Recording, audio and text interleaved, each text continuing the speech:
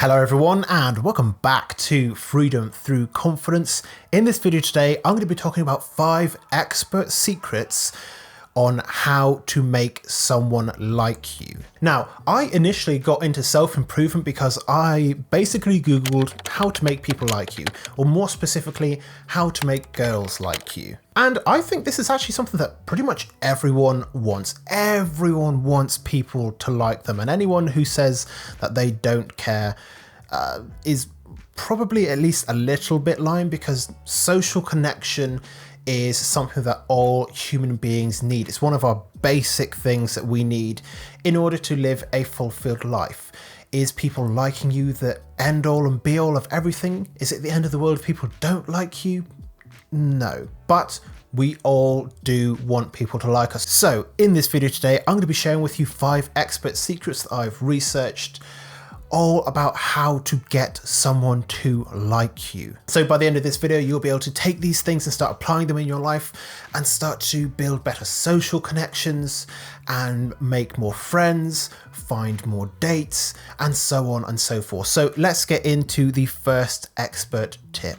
So the first expert tip on how to get someone to like you is to ask people questions. If you are in a conversation with someone, ask questions. Ask lots of questions. You want to really get clear on who a person is, what they're all about, what they like, what they don't like. Get as clear a picture of that person as possible, because genuinely there is nothing people like more than being able to talk about themselves. We all love to talk about ourselves. We all want people to know and understand who we are and what we're about. And the way that you can understand a person and find out exactly what they're about in life is to ask them questions. Ask them lots of questions. And what this shouldn't be is just a performative kind of Q&A session.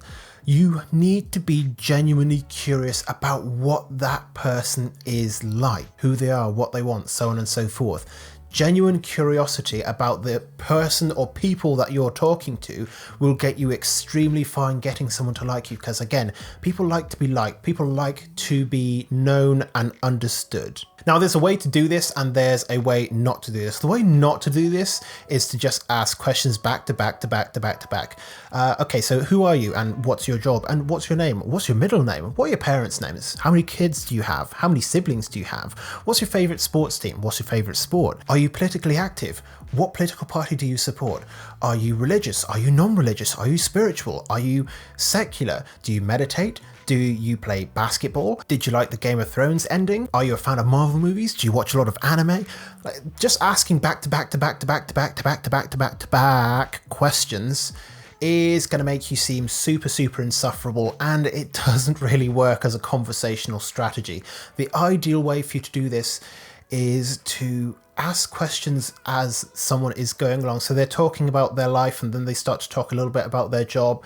And if you're genuinely curious about what their job is or what they do in their job, then you can ask them some clarifying questions like, I noticed you said a little bit about working in human resources. Like what's that like? Like what do you do? And then they talk about how they work with recruitment and headhunting for like high level white collar blue chip companies. And you're like, wow, that's pretty interesting. Like what kind of companies do you work with? Or what's the most interesting interview candidate you've ever had? You can ask all sorts of add-on questions as long as you get curious about what the person is actually talking about and what their life is like. And again, people love it. Everyone loves to talk about themselves. Even the people, like I had really bad social anxiety, like really bad. But even I, at the height of my social anxiety, where it was like 98% of the time, 99% of the time I was socially anxious, I still wanted to talk about myself. I still wanted to be understood and to be known. So ask questions, get curious about who a person is and what they're all about. That's expert tip number 1 about how to get someone to like you. Expert tip number 2 really goes along with expert tip number 1, and that is to listen to what people are saying. Now, here is what happens in a lot of conversations. The person is talking to you and you're half listening to what they're saying, but really you're just waiting for your turn to speak. And so they'll be talking to you, and in your head you're thinking, right, what will I say next? What could I say next that could get them to like me? Okay, so maybe, no, I can't talk about that. That's a bit weird. Yeah, there was that interesting thing that happened to me last week, and I could probably talk about that. And that person knows that you're not really listening to them, because, you know, you can tell when someone is not really listening to you, when they're just waiting for their turn to speak, because you can see them like, and they just kind of open their mouths as if, oh, is it my turn to speak? Oh, yep, my turn to speak. Okay, I'll go. Okay, my turn. You know when it's happening, and you don't like it, so you've got to imagine that other people don't like it either. The best thing you can do is learn about active listening. A big part of active listening is just trying to stay present. Listen truly to what they're saying. Don't let your mind run off in 1,000 different directions. It will do that. And the practice of mindful presence is just recognizing when your thoughts have kind of run away and just bringing it back to focus on what that person is saying.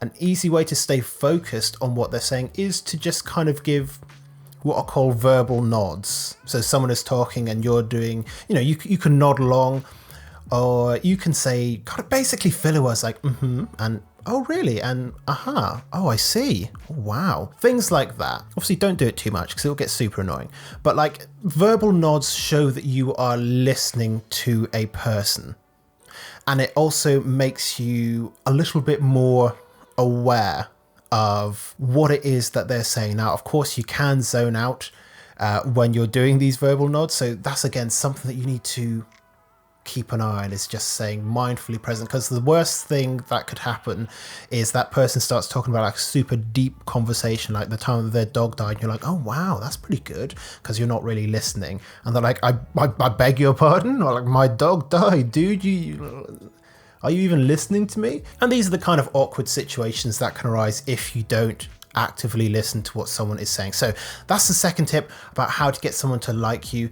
Actually listen to what they have to say. Actively listen to what they have to say. And this will give you a much easier time asking questions or responding to what they have to say.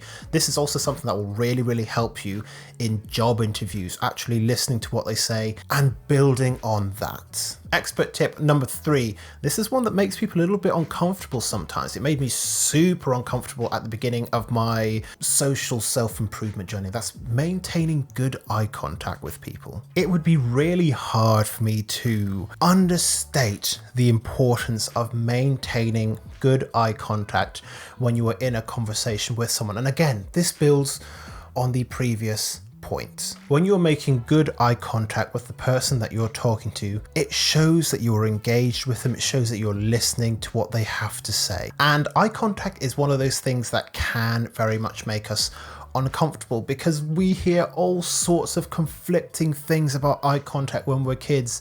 We are taught things like, oh, don't make eye contact with the people in authority because that's seen as rude or disrespectful, but do make good eye contact because then that is respectful and it shows that you're listening. Or don't make too much eye contact because that's domineering. And there's so many confusing rules about eye contact that sometimes we don't even know where to look. If you want a really good example of this, the tube system in London is an absolute mess for this. It is perhaps one of the most awkward social situations you can be in, because you've got like 8 people facing another 8 people in a single carriage, and no one is making eye contact with anyone else because no one wants to be rude or no one wants to be domineering or disrespectful or anything like that. So everyone is trying their absolute hardest to look in a different direction. So you got one person looking that way, another person looking this way, another person looking this way, one person looking down at the feet, another person looking across at someone else's feet, and it's all a bit weird because nobody wants to make eye contact with each other because nobody understands what the rules are. But the rules are pretty simple. Making good eye contact shows that you're listening to a person. It shows that you're engaged. It shows that you're respectful of them and their time. Now, as with the question thing, there's a right way to do this and a wrong way to do this. Ideally, you want to be making good eye contact with someone about 50 to 70% of the time. And yes, you have to guesstimate that at the actual time. But the way that you don't want to do it is just to stare unblinkingly into the other person's eyes for 100% of the time like an absolute psychopath and never once blink, because blinking would be a sign of weakness. And so you just continue to stare into their eyes, and the person is starting to get more and more concerned, wondering whether or not you do have a lamp at home with a lampshade made out of human skin. Eye contact can be a little bit uncomfortable when you get started with it, so just work your way into it. Try to make eye contact just a little bit more each time until you've gotten to a point where it's not so uncomfortable. It's that process of incremental improvement. Again, just start with a little bit more eye contact than you normally would if you're kind of uncomfortable with it, and move on from there. Easy way to do this, just make eye contact with strangers in the street when you pass them. Make eye contact for like a second or two, and make sure to smile, because otherwise it's just weird. But this will train you to understand that it's actually okay to make eye contact with someone. It's not weird, it's not creepy. It's just something that you all have to do. Okay, expert tip number 4. This is actually a really big one that I have told people about in the past and that I've understood for myself, but I've never actually shared on this channel. And that is, when you're talking to someone, it's good to admit your weaknesses and your weak points. And as with the other points, there's a right way to do this and a wrong way to do this. The right way to do this is basically to not show up as if you are an absolutely perfect person, because nobody wants to talk to a perfect person. We like to talk to people who are just as flawed as us, just as flawed and as imperfect as we are. But when it comes to admitting your weaknesses and your flaws, the wrong way to do this is just to suddenly blurt out in conversation, I actually had a really severe drinking problem when I was in university. Like, that's not going to make somebody more engaged in a conversation. That's going to be like, wow, well, that kind of came out of left field. We were talking about dogs, man. You don't have to go through a list of every single one of your weaknesses and flaws, but sometimes it's just as simple as being honest when you don't know something. Somebody talks to you about something like, oh, actually, I didn't know that. I'll have to look that up. I have no idea. Something as simple as that shows that you are like everyone else. You are flawed and you're imperfect, and that's absolutely fine. You don't have to be a perfect know-it-all. We as guys are really, really bad at admitting our weaknesses and our flaws because they think it, well, we think it makes us look weak, but it's actually a good thing because it encourages other people to share their weaknesses and flaws, and we can all revel in the human experience that is imperfection. And we don't have to set ourselves these weird arbitrary standards of perfectionism that we all work towards and that actually actively harm us all as people. We can bond over that shared human experience of not knowing everything and not being the best and not being perfect, and that's a great way to connect with someone. If you ask anyone who's been in a successful marriage for more than 30 or 40 or 50 years, they will talk to you about embracing their partner's imperfections, their flaws, the things that annoy you about the other person, but you just get on with it because of that connection, because of that bond, because of that shared experience of being a human. So don't act perfect, admit your weaknesses and admit your flaws.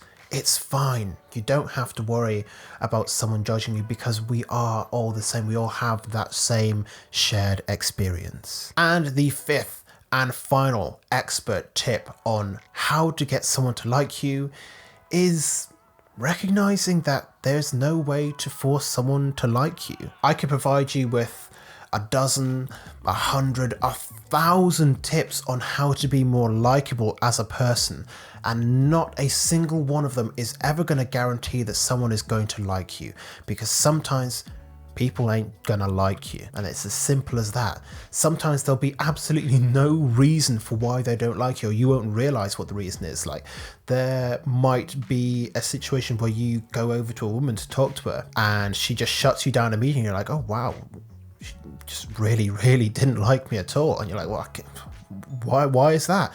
And it could be anything from them not having a good day, or maybe you look like an ex-boyfriend or something that was just like a terrible person. There's any number of reasons why somebody might not like you. You cannot force someone to like you, so don't worry about it. Just go into these situations authentic, follow the advice previous in this video. It won't guarantee that someone is going to like you. It will increase the likelihood of them liking you, but go into it knowing that there is a chance that no matter how nice or positive or pleasant or attentive or curious you are about this person, they might not like you, and that's okay. Remember, rejection is never about you as a person. When someone rejects you, they're not rejecting you as a person, they are just rejecting that experience in that moment. So don't take it personally, just move on. There are plenty of people in the world who are going to like you. So if there's someone that just doesn't like you, that's okay, because you don't need everyone to like you. Not everyone will. So you just have to accept that as a fact about the world and just move forward with it. So I hope you have found these 5 expert tips to be useful on learning how to get people to like you. If you have any questions, you have any thoughts, make sure to leave them in the comment section down below, and I'll make sure to respond to every single one of them as soon as I possibly can. If you are new to the channel, you like this kind of content, make sure that you leave a like on the video. Make sure that you subscribe to the channel as well. This channel is all about providing confidence and life advice for the average Joe. So if that's what you're interested in, subscribe. That we have 5 videos coming out every single week, Monday to Friday. So if this is what you're interested in, once again, make sure that you subscribe. But otherwise, thank you very much for making it all the way to the end of this video, and I look forward to seeing you in future videos here on this channel very soon.